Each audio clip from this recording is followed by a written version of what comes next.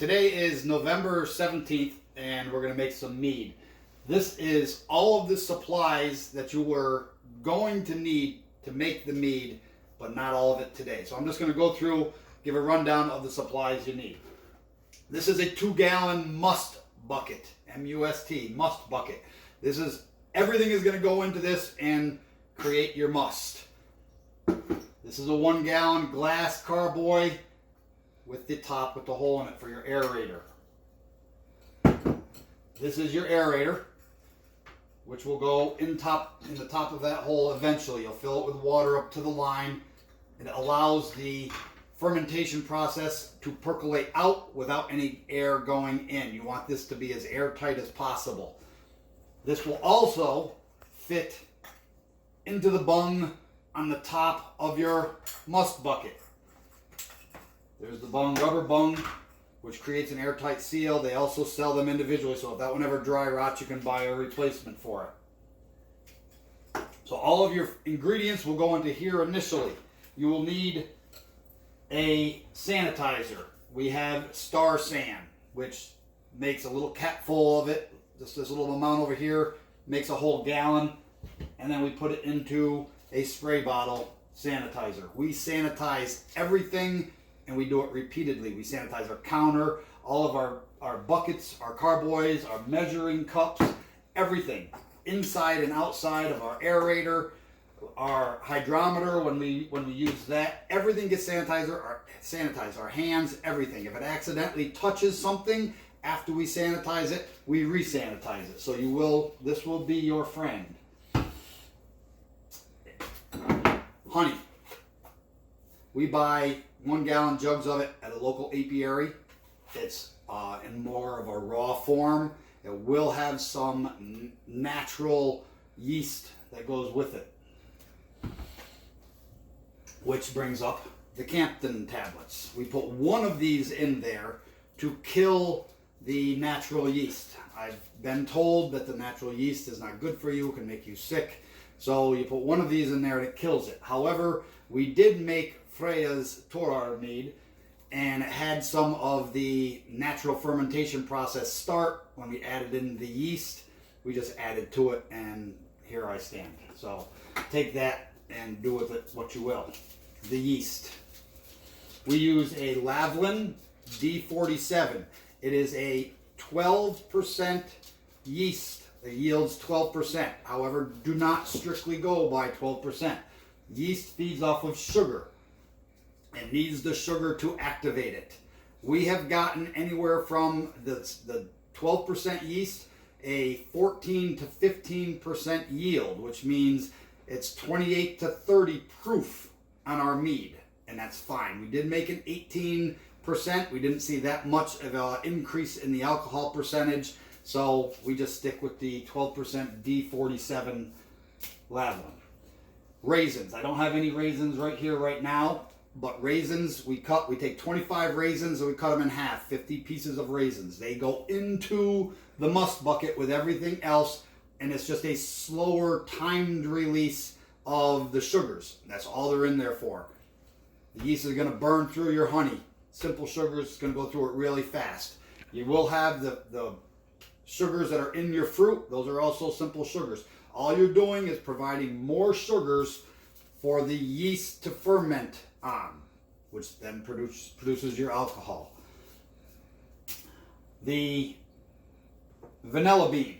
We use the vanilla bean in there because it smooths everything out. We don't even put a whole vanilla bean in there. We cut the vanilla bean in half, and we cut it open, and we scrape out the inside. We put the inside, and then we throw the whole vanilla bean stalk right in there. This makes for a very smooth tasting mead. So today's mead is going to be, well, wait a minute, I did forget some of the things in my bucket. These will come in handy down the line, or needed down the line. Bottle caps and a capper. Okay, you will need some bottles, whether it be wine bottles or beer bottles, to put this stuff into. So we have used St. Pauli's Girl German beer with a pop top. You can't use a twist top, it will not work. So St. Pauli's Girl bottle, we consume the beer, and we sanitize the bottles. one full must bucket will give you approximately 1 gallon of mead, which will give you about 10 St. Pauli Girl beer bottle full of mead to consume. These pop on with your capper tool onto your beer bottle.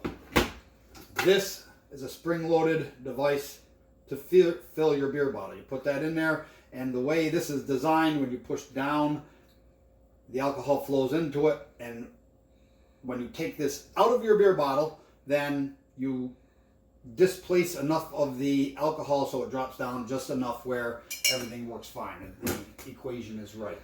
This is a siphon. You will need a siphon to get it to go from this must bucket into your glass carboy. When you do it, you want to keep as much of the debris in this bucket. The lees will stay in this bucket. We'll get to that when we get ready to do it. I'm just showing you the stuff that you're going to need. With your hydrometer, mine came with a little chart that shows the conversion tables once you rack your mead into your carboy the first time, and your flexible hosing for doing all of your transfers, which will hook up to the ends of your devices. This is everything hooks up together, and you'll use them all at different times. Today's mead, we're making an apple vanilla mead, and we're calling it Dura Mjatthar. Dura Mjatthar. It's D, the hyphenated Y, or not hyphenated, but accented Y, the R-A. Dura. Old Norse. If you type it into a translator, it's going to say Dira. But the accented Y, it carries the U sound. Ooh, like just that accented Y by itself is ooh, the U tree. Ooh tree. So we're calling it, you can call it Dira Mjatthar if you want, or you can call it Dura Mjatthar. And what the etymology of deer is, it's a newer word. So what this mead actually means is Dura is a wild beast, not like cattle or a domesticated animal. This is Dura Mjatthar, your wild beast Mjatthar mead. So let's get started and we'll make us some mead, make us some must. Okay, first step, into our must bucket, which has been sanitized, our measuring cup, which has been sanitized, and our rubber spatula, which has been sanitized, is we're adding 6 2/3 cups of wildflower honey to it.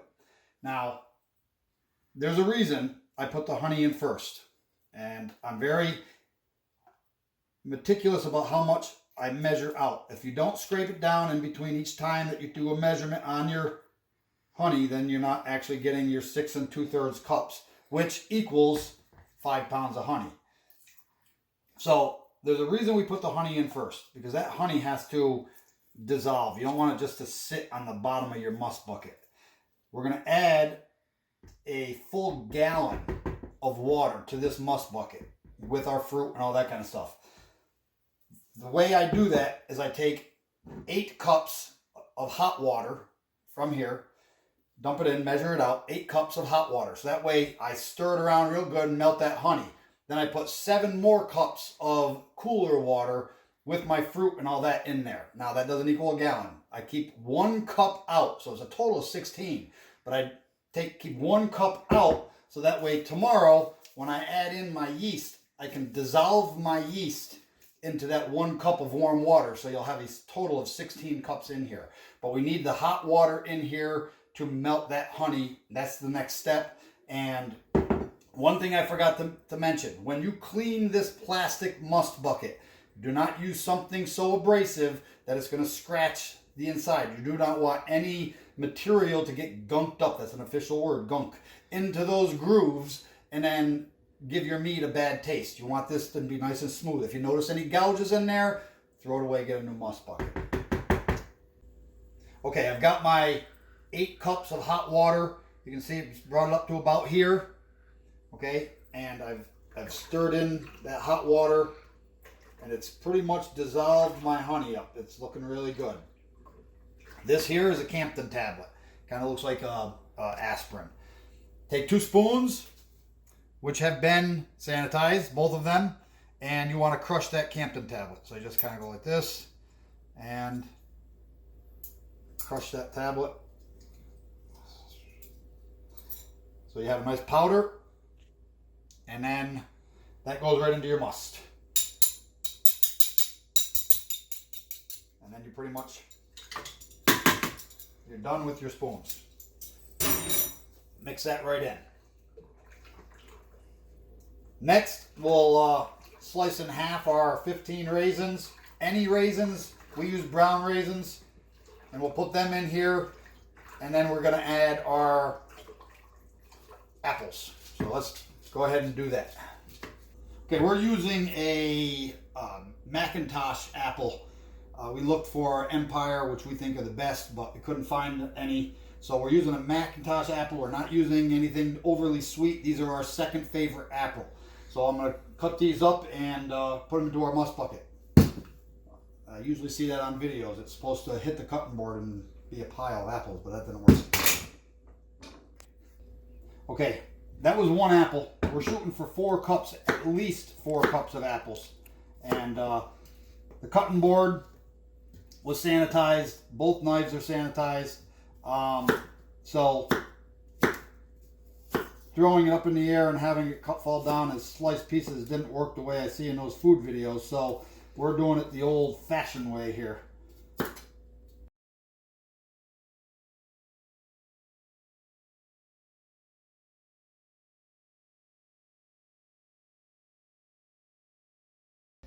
Okay, this is our vanilla bean, half of our vanilla bean, and I gotta kind of dissect it here.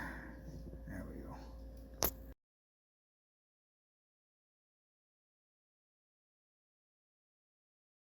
We ended up going with 5 cups of apples in this instead of the 4, and because I had them cut. I want this to be very appley. Well, that's going in there too, so I'm putting the whole stalk and everything in. So, and we mixed it once. It still only has the 8 cups of water in there. I'm going to add in the other 7 momentarily. And then tomorrow I'm going to add in my yeast with the final cup, making 16 cups of water, which is 1 gallon. And the reason you're doing this in such a bigger bucket is because by the time you put all your fruit and your other ingredients in there, you have displaced the amount of water in the bucket, so you actually need a bigger bucket than 1 gallon. So I'm going to say that's good enough. You just want to be able to have that mead, that vanilla bean, get dispersed throughout the liquid. And then we're going to mix this around a little bit and add in our other 7 cups of cooler water. Okay, I've got the other 7 cups of cool water in here, just regular tap water temperature.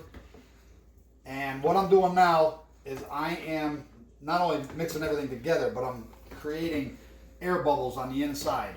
Now I do this for 5 minutes on just the must with the 15 cups of water, and then I'm going to do it again tomorrow for 5 minutes after I add the yeast in, and that'll give me my full 16 cups of water. And then I want to make sure I have good air bubbles flowing through and get that yeast mixture all mixed in good. Now what I'm going to do is I'm going to take this D47 Lavlin tonight. I'm going to put it into a cup of warm water, and I'm going to set it off to the side with some aluminum foil loosely put over the top of a little mason jar. That way, tomorrow morning when I get up and I add the yeast to it, it's going to be good and soft. It's not going to be just going in there as a powdered yeast.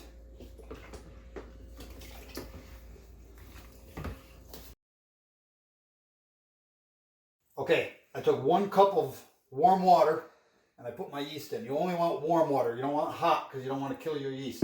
That's set off. That top is barely on there just to keep any dust out. But that should not activate because there's no sugars. It's just going to soften. That's why I used a new measuring cup in case there was any residual honey left in there. I did not want that yeast to activate overnight. This has been mixed for my 5 minutes. My cover, which is sanitized, I am putting my cover on. Now little tricks here, okay? Your bung, put it away from your handle because your aerator is going to stick up. If you put it on like this, it's going to hit the aerator. So put your bung away from your handle and get that locked into position. Okay. All right, now this is my aerator. This is the whole countertop here has been sanitized. I have not sanitized this yet. So I'm going to go outside, inside, and then it goes right here. Okay, the next piece.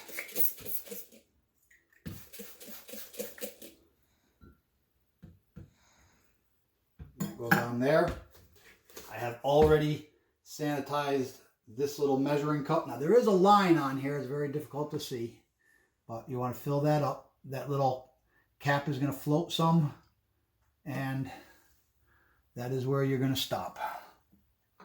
Okay, and all right, let everything settle out. Add a little bit more to that right there. Good. Okay, that'll allow things to percolate up. It's not going to. It shouldn't percolate because that Campton tablet is killing all of the wild yeast that's in there. That's not going to percolate till tomorrow when we add this. And then it takes anywhere from 8 to 12 hours. It's going to start bubbling. You'll watch the bubbles percolate right up through this thing. And it's going to get up to about maybe every 3 seconds you're going to see a bubble coming. The better it's activated, the faster that's going to bubble. So what we're going to do for now is we're going to put this into a dark space and cool. Doesn't have to be warm. And we're going to let it sit until tomorrow morning. We're going to carry it out here. We're going to dump our yeast in, re-aerate it for 5 minutes, and then it goes back in there for 1 month. So we will not touch that bucket until December 17th or December 18th. We're going to let it sit there. We're going to keep an eye on our aerator to make sure it always has water in it over the course of that month. And then we gently carry it out and we put it back here. So after tomorrow, this thing gets ignored for 4 weeks. Okay, it's Monday, November 18th. And we're going to add in our yeast mixture right here. You can see what it looks like, kind of milky soft. And I'm just going to dump that entire thing right in there. And then we are going to aerate this for 5 minutes, making sure we get good air pushed down through like I did yesterday. And then I'm going to put re-sanitize my top, re-sanitize my aerator, and put the water back in the aerator, put it in the pantry, and it's going to sit there for a month. And I'm just going to keep a check on the water level of the aerator. If the water level gets down, add a little bit to the top of it and just let it percolate. Okay, I added in the yeast and I actually put everything all back on, the cover all sanitized and everything, put it back in the pantry, and then remembered I forgot to do the hydrometer reading. So this is my hydrometer. It's already been sanitized. I put it right into the bucket, and I want you to film up close up here. And what you do is you put it in there and then you want to spin it like that. What that does is it ensures it gets all the air bubbles off the hydrometer, so you get yourself an accurate reading on there. And then we're going to go by the blue scale, and the blue scale reads 1.124. And I'll pull that out. It was 1.124, and that's where it was sitting inside the must. So that's going to be our initial reading that we're going to use to get our alcohol percentage later on. Now I'm going to re-sanitize everything and put it all back together and put it in the pantry for a month and keep an eye on my aerator water level. Okay, it's November 19th and it's about 9:30 in the morning. I'm just doing a quick video of our aerator here. Our mead has started to ferment, and we're anywhere between 14 seconds and 18 seconds on the bubbles. They will speed up to be anywhere between 3 and 5 seconds apart. But I'm just going to monitor that water level right there that you see over the course of the month, and we're going to let this thing do its magic. make us some mead. Durumyathar. Okay, today is Friday, the 24th of January, 2020. We're doing our initial rack on our apple mead, and we're a little bit late on the timetable of when we wanted to have it racked, but we had a lot going on. So what we did is we just made sure we kept water in our aerator, and that protects the mead from having air get to it and ruining your mead. So we're going to do our first rack now. We have our carboy set up. We have our siphon going in. This end of the hose is at a 45-degree angle, and it goes into your carboy. You have this table lower than the counter, and it goes into our siphon. Now when we put our siphon into the bucket, we want to go down to the bottom, but we want to come off the bottom a little bit because we don't want to get the lees into the carboy, the glass carboy. As we fill up the carboy, we're going to get some of the lees or sediment that goes in there. That's why you do another rack to get the purity of the mead. But you don't want to get the big chunks, so you're going to try to stop that before that happens. We may have to end up tipping this bucket a little bit as we go to make sure we keep getting the mead. So I'm just going to get our siphon going here. Is that going to fall out?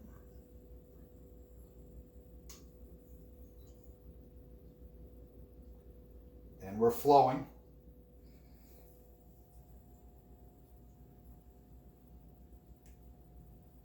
It doesn't take a lot. And when you carry your must bucket out, you want to carry it out as gently as possible because it's been sitting there. Everything has settled. You want to make sure it stays settled. You don't want to stir that up. You're trying to get as pure of mead out of this bucket and into this carboy as possible. So you're going to very gently set it onto the counter. You're going to very gently work your siphon and try not to disturb what's in this must bucket. Now I can see in through this glass tubing, I can see that we're still flowing smoothly. This 2-gallon must bucket is going to give us 1 gallon of mead and in the carboy, and it's going to be cloudy. And then when we rack it again, it'll give us a much more pure mead with no lees in it because we're going to take them out of this one. And it should give us a total yield of about 10 bottles.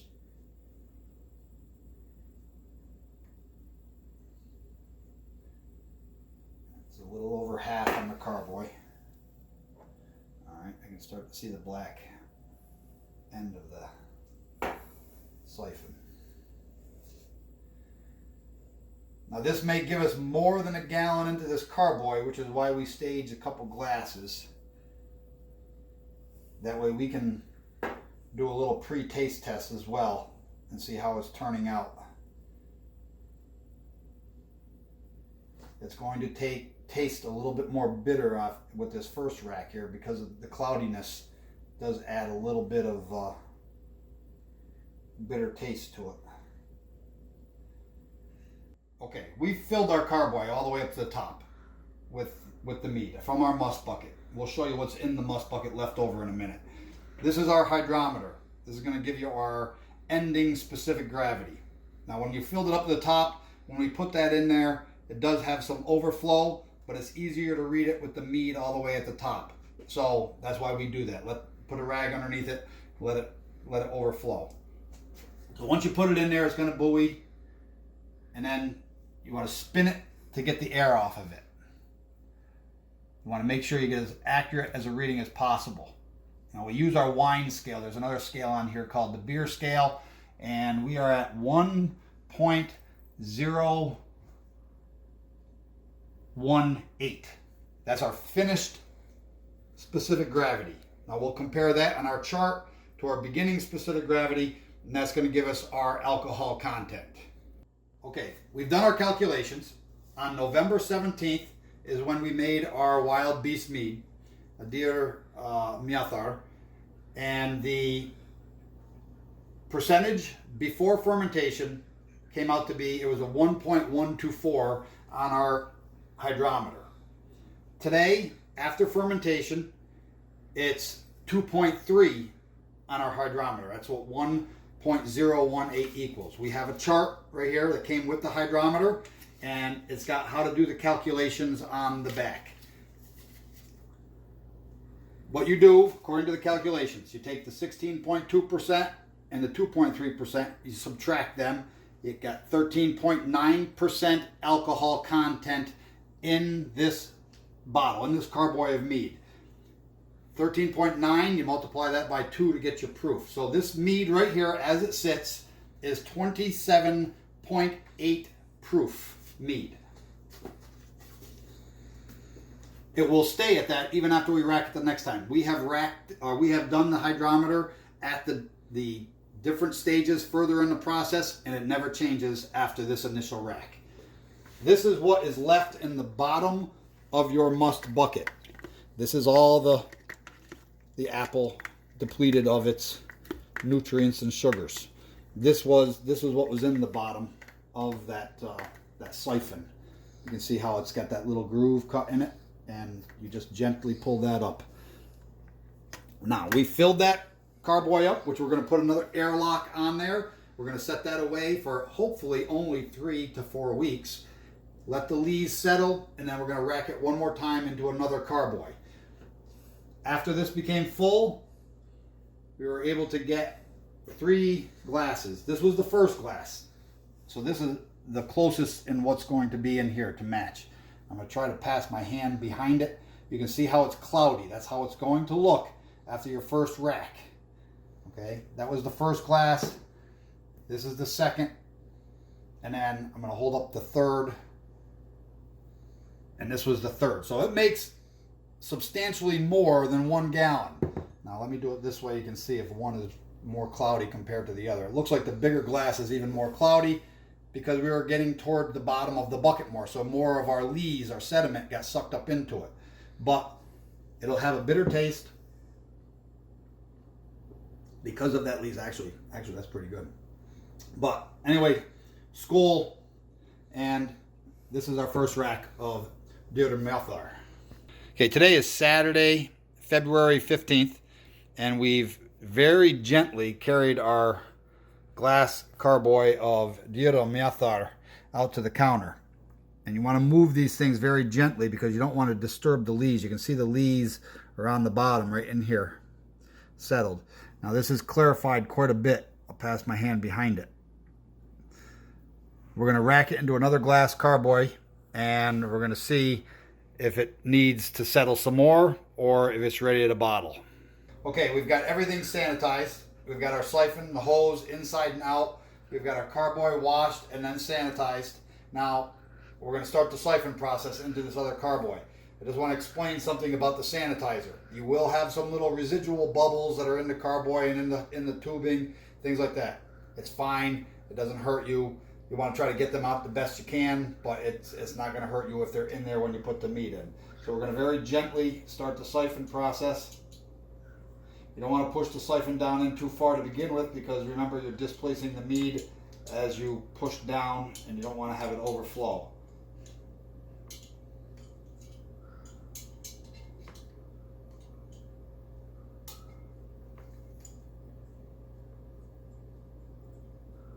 There we go.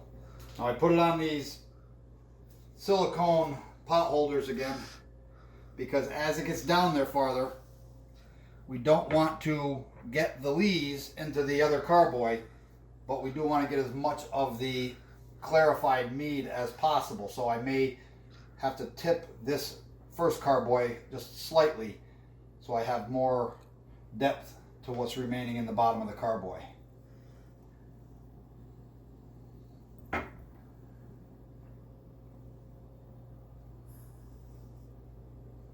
This is the carboy we just transferred into. You'll notice that it's down in volume a little bit more because we stopped siphoning, and as it was going down, I tipped it very gently. Now you see I'm tipping it a lot faster than what I did when I was doing the transfer because those are all your lees. You can see how kind of cloudy they look on the bottom. I've stirred up those lees. And now you have this one here, you can see the clarity as opposed to when we first did the rack. And this is a glass that as we got toward the bottom, we transferred it over to here. We didn't want that cloudiness to go into this one. We are not going to bottle this today. We're going to give it about 2 weeks, and then we're going to bottle it straight into the bottles, and that'll give it enough time to settle out again, and we'll get some nice clarity out of this. So again, when we transferred it and we went to tip this, what I did is I kept on feeding the siphon down into the carboy. I started up top, and I kept on feeding it down as the level dropped, and I just very gently went down like this as the level went down.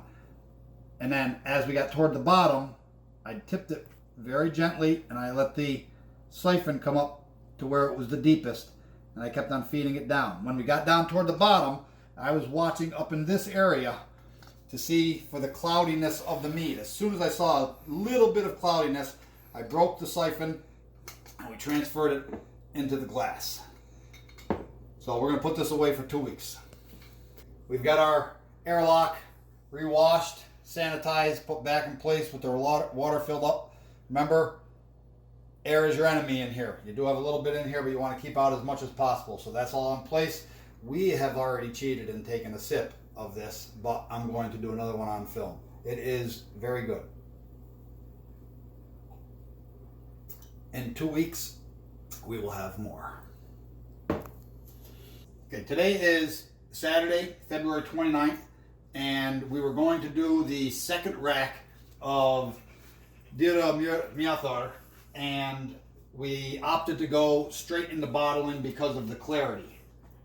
And this is the clarity now.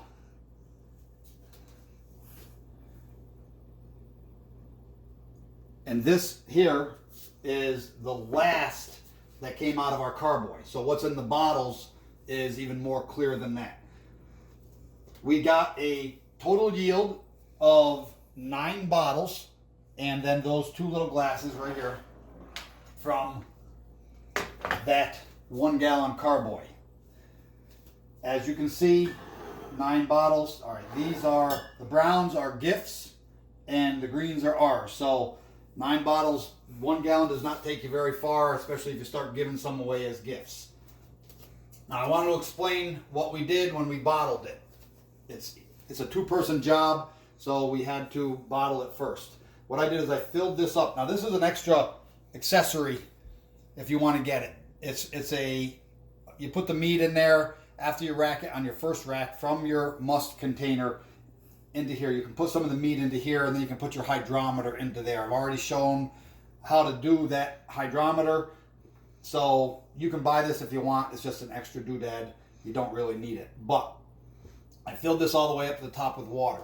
When you bottle the mead into the bottles, you will fill that mead all the way up to the top, because then pushing down, because then as you take it out, it displaces that much. And you'll see on the mead bottles that it is down that little bit. So this here has a spring in it. So when you go to clean it, you have to be careful of that little spring that's inside. It has a spring in there, and that's how the whole thing functions. If you lose that spring, you're going to have to buy yourself a new bottle. The storing of these bottles, we reuse them, except for the browns, we're going to give them away.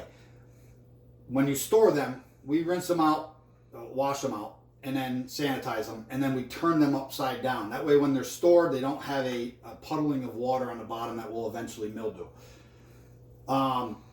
This is a bung that we just ordered, and we had to make the opening, the hole for it, on our 5-gallon bucket a little bit bigger. You have to be careful when you have other people drill the hole, because this is tapered. What you want to do is when you drill your hole, you want to drill it just a little bit longer than this lower end. So that way when you push it in, you get an airtight seal around that, and then your aerator goes in through the top. So we're going to film a little bit of the bottling, or the capping here with the caps. When you buy them, you want to make sure you have that little oxygen barrier in there. Oxygen, remember, that's your enemy with the mead. So what you do is you place the cap on there. Your capper has got a magnet in here. Listen, you'll hear it click up into place. Hear that? Okay, then you bring that down very gently. That grabs the neck. Okay, I'll take it off. See, it's in there on the magnet. Bring this down. That grabs the neck of the bottle, and then push down until you feel it give. And then take it off, and your first bottle is capped. Put it on the top. Put this down. Let it grab the neck. Until you feel it give. And you're good. And you keep going on them until you're done. We just mixed up a 5-gallon bucket of another mead. So that should give us that much more of a yield. And that is the process of making mead.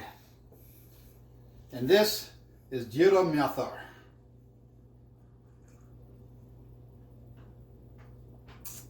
And it is good. We just finished racking To Make Mead, Wild Beast Mead. It's an apple mead, and it's got a very nice apple taste to it. Very smooth for how high of a percentage alcohol there is, which is almost 30% or 30 proof alcohol. There's no burn to it. It's a very soft, mild taste. It's a beautiful mead for fall. Come Samhain, this will be a good mead to sip on. Clarity is there. It tastes wonderful, and it's a mead that if you're not careful, it will sneak up on you. So, skål, sláinte, na zdrowie.